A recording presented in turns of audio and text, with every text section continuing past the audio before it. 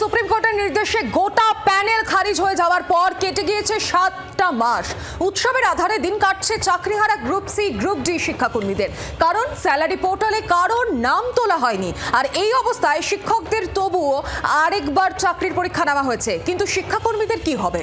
সরকারের ভ্রুক্ষেপ নেই বলে যোগ্য চাকরিহারা শিক্ষাকর্মীদের অভিযোগ। তাই চতুর্থের দিন ফের পথে নামছেন তারা।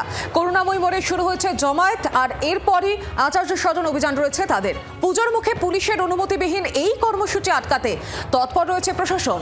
ইতিমধ্যেই তারা করুণাময়ীতে জমায়েত শুরু করে দিয়েছেন, তারপর তাদের অভিযান আচার্য সদন।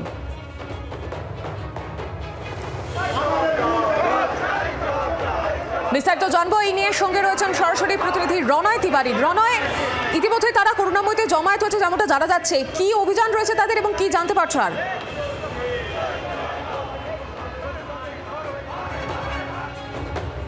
দেখো, এসএসসি 2016 সালের প্যানেল, 2017 সালে তাদের পরীক্ষা হয়, 2018 সালে জয়েনিং, কিন্তু 2025 সালে 3রা এপ্রিল সুপ্রিম কোর্টের নির্দেশে চাকরি চলে যায় শিক্ষক শিক্ষিকা থেকে নন টিচিং স্টাফ অর্থাৎ গ্রুপ সি গ্রুপ ডি প্রত্যেকের।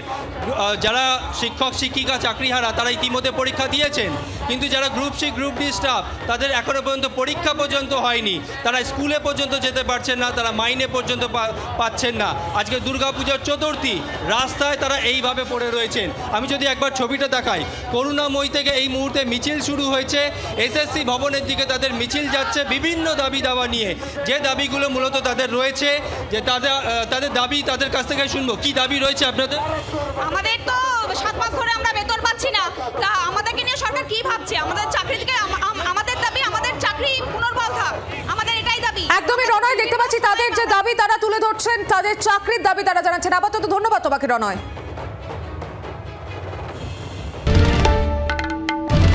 বাংলার আওয়াজ, বাঙালির আবেগ, জি 24 ঘন্টা।